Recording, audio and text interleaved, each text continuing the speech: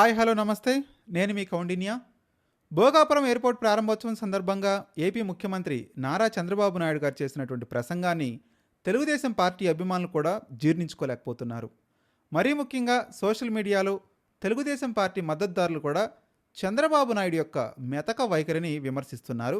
ఏదో ప్రధాని వచ్చినప్పుడు గౌరవప్రదంగా 4 మాటలు మాట్లాడుండొచ్చు, కానీ మరి ఇదేంటి ఒక ఈవెంట్లో వ్యాఖ్యాత తరహాలో గట్టిగా అరుస్తూ ఆ హావభావాలన్నీ మోడీ దగ్గర మాటల్లో మోకరిల్లారు అన్నట్టుగా చంద్రబాబు నాయుడు గారి వ్యవహార శైలి ఉంది అని తెలుగుదేశం పార్టీ కార్యకర్తలు ఆవేదన చెందుతూ ఉన్నారు.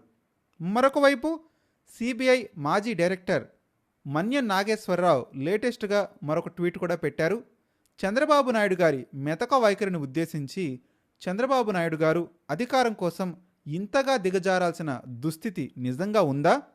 దివిగేకిన ఆ మహానుభావుడు ఎన్టీ రామారావు గారి పవిత్ర ఆత్మ తెలుగువారి ఆత్మగౌరవాన్ని తాకట్టు పెడుతున్నటువంటి మీ ప్రవర్తన చూసి ఎంతగా శోకిస్తుందో ఊహించుకున్నారా అని సిబిఐ మాజీ డైరెక్టర్ మన్య నాగేశ్వరరావు ట్వీట్ చేశారు. అంటే అధికారం కోసం ఇంతలా దిగజారిపోవడం అవసరమా మీకు అని లేటెస్ట్గా ఒక ట్వీట్ అయితే చేయడం జరిగింది. అసలు చంద్రబాబు నాయుడు గారు నరేంద్ర మోదీ గారిని ఉద్దేశించి ఆ ప్రసంగంలో ఏ విధంగా హావభావాలు పలికించారు, ఏ విధంగా గట్టిగా మాట్లాడారు అనే పదానికి సంబంధించినటువంటి కొన్ని విషయాలను మీ ముందు పెట్టేటువంటి ప్రయత్నం చేస్తాను. He's the tallest leader. He's the tallest leader in the world. All of his to stand with him. మీరందరూ నిలబడి నరేంద్ర మోదీ గారికి సంఘీభావాన్ని తెలియజేయండి. He's the only one leader, that is he's Narendra Modi. He's done extremely good work. Yes, a leader, a louder. నేను చెప్పింది వాస్తవం. అయితే మోదీ మోదీ మోదీ అని గట్టిగా చెప్పాలి. మోడీ మోడీ మోడీ అని మనందరం థ్యాంక్స్ చెప్పాలి అని అడుగుతుంటూ ధన్యవాదాలు చెప్తూ, who are criticizing, they never to advantage, they are never considered to be as a leader, but the last 25 years extraordinary work what he made. ఎవరైతే నరేంద్ర మోదీ గారు చేసినటువంటి ఎక్స్ట్రాడినరీ వర్క్ గురించి చంద్రబాబు నాయుడు గట్టిగా అరుస్తూ ప్రసంగించడం, గౌరవప్రదంగా నిలబడి చప్పట్లు కొట్టండి అనడం, ఇవన్నీ చూసిన తర్వాత అక్కడ సభకు వచ్చిన వాళ్ళు కూడా చాలామంది ఇబ్బంది పడినట్లుగా మనకు కనిపించింది. కానీ చంద్రబాబు నాయుడు గారు తొలి నుంచి ఇదే తరహాలో నరేంద్ర మోదీ గారి విషయంలో ఉంటే అసలు ఈ చర్చ ఉత్పన్నమయ్యే అవకాశమే లేదు. కానీ 2018-19 సంవత్సరాల మధ్యలో నరేంద్ర మోదీ గారిని ఉద్దేశించి చంద్రబాబు నాయుడు గారు చాలా పర్సనల్గా టార్గెట్ చేయడం జరిగింది. ఆయన భార్య ప్రస్తావన కూడా చంద్రబాబు నాయుడు తీసుకురావడం జరిగింది.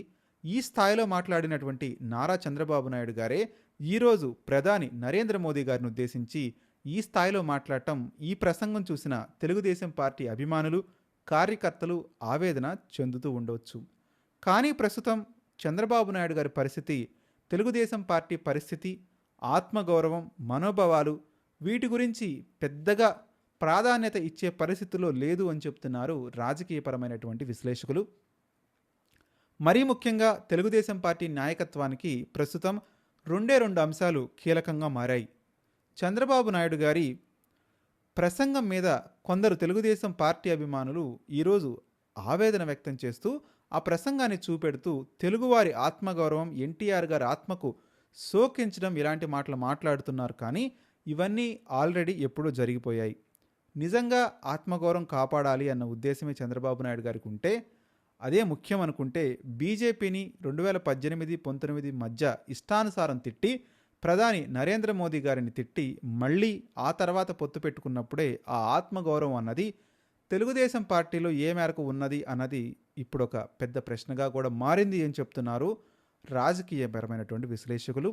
ఇక ఎన్టీఆర్ ఆత్మకు శోభ అంటే ఆయన కాంగ్రెస్ పార్టీకి వ్యతిరేకంగానే తెలుగుదేశం పార్టీని స్థాపించారు.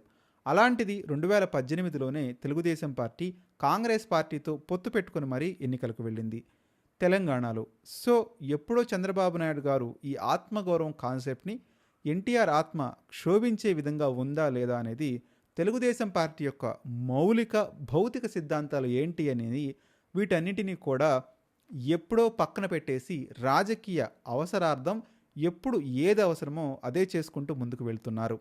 ఈరోజు నరేంద్ర మోదీ గారిని ఏ స్థాయిలో పోవడం అన్నది అవసరమని చంద్రబాబు నాయుడు గారు భావించి ఉండొచ్చు. అదే పని చేసి ఉంటారు. ప్రస్తుతానికి అవసరార్థం. పైగా టీడీపీతో పొత్తు కుదుర్చుకోవడం కోసం బీజేపీ పెద్దల దగ్గర నేను చాలా మాటలు పడ్డాను. ఆ మాటలు పడి తెలుగుదేశం పార్టీని బీజేపీకి దగ్గరగా చేయాల్సి వచ్చింది అని స్వయంగా పవన్ కళ్యాణ్ గారు చెప్పినప్పుడే ఆత్మగౌరవం ఉన్న తెలుగుదేశం పార్టీ వాళ్ళు అప్పుడే స్పందించి ఉండాల్సింది. కానీ ఆ విషయంపై ఏ రకంగానూ స్పందించి ఉండలేకపోయారు. ఆ రాజు కూడా ఏమీ మాట్లాడలేకపోయారు. తమ రాజకీయ భవిష్యత్తు, పార్టీ రాజకీయ భవిష్యత్తు, మరీ ముఖ్యంగా కుమారుడి రాజకీయ భవిష్యత్తు, వీటి మీదే చంద్రబాబు నాయుడు గారికి ఎక్కువగా ఆసక్తి, ప్రాధాన్యత ఉంది అనేది రాజకీయ వర్గాల్లో వినిపిస్తుంది. దానికి తోడు ఇప్పుడు అధికారంలో ఉన్నారు కదా, వైఎస్ఆర్ కాంగ్రెస్ పార్టీ వాళ్ళని ఏ విధంగా అయితే రాజకీయంగా కొంతమేర ప్రభావితం చూపగలిగే స్థాయిలో అధికార పార్టీ ప్రభావితం చూపిస్తుందో, పోలీస్ వ్యవస్థను కూడా అవసరమైనంత మేర కొంత దగ్గరకు తీసుకొని కాంగ్రెస్, వైఎస్ఆర్సీపీ కాంగ్రెస్ వాళ్ళని కొంత ఇబ్బందులకు గురి చేస్తున్నటువంటి సందర్భంలో తెలుగుదేశం పార్టీకి కింద స్థాయి నుంచి పై వరకు కూడా రేపు ఒకవేళ ఇటువైపు నుంచి అధికారం అటువైపు మళ్ళితే అదే స్థాయిలో రివెంజ్ అంతకు మించి ఉంటుంది అన్న ఒక అభిప్రాయం కూడా ఉంటుంది. కాబట్టి దానికి తోడు అసలు తాను బీజేపీతోనూ కలిసి ఉంటే 53 రోజుల పాటు వైసీపీ ప్రభుత్వ హయాంలో జైలుకు కూడా వెళ్ళి ఉండాల్సిన పరిస్థితి వచ్చేది కాదు అన్న అభిప్రాయం కూడా చంద్రబాబు నాయుడు గారిలో స్పష్టంగా ఉంది. కాబట్టి రేపు ఒకరోజు ఎన్నికల్లో ఓడినా గెలిచినా సరే ఒక బీజేపీ లాంటి ఒక పెద్ద పార్టీ సపోర్టు ఉంటే కనుక కొద్ది వరకైనా రక్షణ ఉంటుంది అనేటువంటి ఉద్దేశంతోనే తెలుగుదేశం పార్టీ నాయకత్వం ఆలోచిస్తుంది అని రాజకీయ విశ్లేషకులు చెప్తున్నారు. దానికి తోడు పరస్పరం అవసరార్థం ఇప్పుడు కలిసి ఉన్నప్పటికీ రేపటి రోజున బీజేపీ పెద్దలు ఎట్టి పరిస్థితుల్లో కూడా చంద్రబాబు నాయుడు గారిని నమ్మేటువంటి పరిస్థితులు లేదు అని చెప్తున్నారు. కొద్ది రోజుల క్రితం ముంబైలో ఒక పారిశ్రామికవేత్త ఒక మాజీ రాష్ట్రపతిని కలిశారు. అనగానే ఢిల్లీలో పెద్ద చర్చకు దారితీస్తుందని బీజేపీ పెద్దలు ఆరా తీశారు.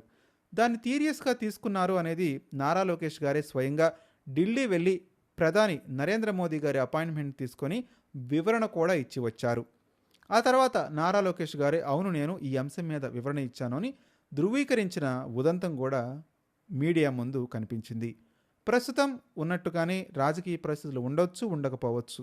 ఏమాత్రం అవకాశం దొరికినా సరే తెలుగుదేశం పార్టీ స్థానాన్ని ఈ రాష్ట్రంలో బీజేపీ క్యాప్చర్ చేయడానికి ఏమాత్రం వెనకాడబోదు. పైగా పవన్ కళ్యాణ్ని ముందు పెట్టి ఏదో ఒక రోజు ఇలాంటి ఆలోచన చేసే అవకాశం ఉంది అనేటువంటి ఆందోళన కూడా ఇప్పుడు తెలుగుదేశం పార్టీలో వినిపిస్తుంది. బీజేపీ, జనసేన రెండూ కలిసి రాజకీయం మొదలు పెడితే తెలుగుదేశం పార్టీకి అపారమైన నష్టం కూడా ఉంటుంది. అయితే చంద్రబాబు నాయుడు గారిని కాదని పవన్ కళ్యాణ్ గారు బీజేపీ వైపు వెళ్తారా అన్నది ఒక పెద్ద ప్రశ్నగానే మారింది. కానీ బీజేపీ, జనసేన కలిసి అలాంటి ఆపరేషన్ చేసినా ఇక్కడ బీజేపీ రాజకీయం చేయడం మొదలుపెట్టిన తనకు అపారమైన నష్టం ఉంటుందని అన్నది కూడా చంద్రబాబు నాయుడు గారికి బాగా తెలుసు. ఒకవేళ బీజేపీ నేరుగా తెలుగుదేశం పార్టీ స్థానాన్ని ఆక్యుపై చేయాలి అనుకున్నప్పుడు తెలుగుదేశం పార్టీ ప్రభుత్వంలో జరుగుతున్న అనేక అక్రమాలు, అనేక ఆరోపణల మీద చాలా దూరం వరకు వెళ్ళేటువంటి అవకాశం ఉంటుంది. అప్పుడు తెలుగుదేశం పార్టీ నాయకత్వం ఉక్కిరి బిక్కిరి కావచ్చు. దానికి తోడు నెక్స్ట్ ఫేజ్లో చంద్రబాబు నాయుడు గారు తెలుగుదేశం పార్టీ నాయకత్వాన్ని పూర్తిగా నారా లోకేష్ గారి చేతిలో పెట్టాలనుకుంటున్నారు. కాబట్టి నారా లోకేష్ గారి చేతుల్లోకి తెలుగుదేశం పార్టీ నాయకత్వం పెట్టిన తర్వాత ఒకవేళ బీజేపీ కొత్త ఆలోచనలతో ఇక్కడ రాజకీయం మొదలు పెడితే తెలుగుదేశం పార్టీ ఉనికి కూడా ప్రశ్నార్థం కావచ్చు. అందుకే చంద్రబాబు నాయుడు గారు వీలు చిక్కినప్పుడల్లా నేను పూర్తిగా మారిపోయాను, గతంలో లాగా ఉండను, నేను మీరు పాలు నీళ్లులాగా చూడాలి అన్న ఒక సంకేతాలు పంపేందుకు ఈ విధమైన విధానంలో ప్రయత్నిస్తున్నట్టుగా కనిపించింది అని చెప్తున్నారు. ఢిల్లీలో జంజీ యూత్ అంతా నరేంద్ర మోదీ గారి మీద, బీజేపీ ప్రభుత్వం మీద పెద్ద ఎత్తున విమర్శలు చేస్తున్నప్పుడు కనీసం అది తప్పు అని ఖండించినటువంటి చంద్రబాబు నాయుడు ఇక్కడ మాత్రం నరేంద్ర మోదీ గారి ఆ స్థాయిలో పొగడం వెనుక ఉన్నటువంటి ఉద్దేశం ఏంటి అన్న కూడా చర్చ కూడా ఇప్పుడు నడుస్తుంది. దానికి తోడు ఏపీలో ఏం జరిగినా సరే నేనే చేస్తున్నానని చంద్రబాబు నాయుడు సాధారణంగా క్లెయిమ్ చేస్తుంటారు. అమరావతి కడుతున్న తెలుగుదేశం పార్టీ ప్రభుత్వమే అంటారు. పోలవరం నిర్మిస్తున్నది దాని కళ నాదే అని కూడా అంటుంటారు. ఆర్థిక పరిస్థితుల్లో చక్కబెట్టి రాష్ట్రాన్ని ముందుకు తీసుకెళ్తుంది మేము కూడా అని చెప్తూ ఉంటారు. అన్నీ చెప్తారు కానీ నిన్న సభలో మాత్రం స్వయంగా ఆ క్రెడిట్ మొత్తం నరేంద్ర మోదీ గారికి ఇచ్చే ప్రయత్నం చేశారు చంద్రబాబు నాయుడు గారు. అమరావతి నిధులు ఇస్తున్నది నరేంద్ర మోదీ గారు. పోలవరం పూర్తిగా సహకరిస్తున్నది నరేంద్ర మోదీ గారు. ఆర్థికంగా రాష్ట్రం క్లిష్ట పరిస్థితుల్లో ఉన్నప్పుడు రాష్ట్రానికి ఆక్సిజన్ అందించి నిలబెడుతున్నది కూడా నరేంద్ర మోదీ గారు అని ప్రతి దానికి నరేంద్ర మోదీ గారికి క్రెడిట్ ఇచ్చే ప్రయత్నం చేశారు.